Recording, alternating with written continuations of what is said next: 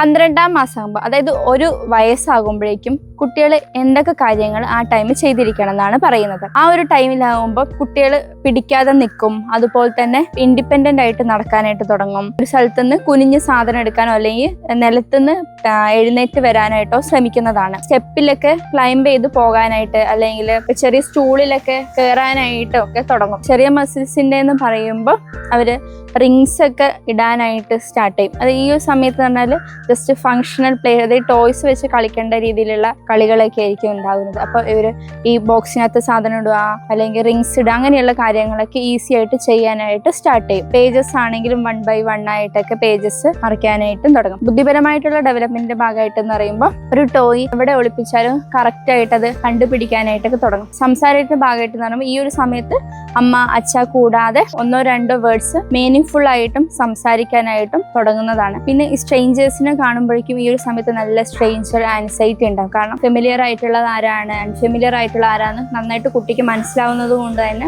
പാരന്റ്സിന്റെ അടുത്ത് നിന്നൊക്കെ കുട്ടി സ്ട്രേഞ്ചേഴ്സിനെ കാണുമ്പോൾ പെട്ടെന്ന് കരയാനായിട്ടൊക്കെ തുടങ്ങും.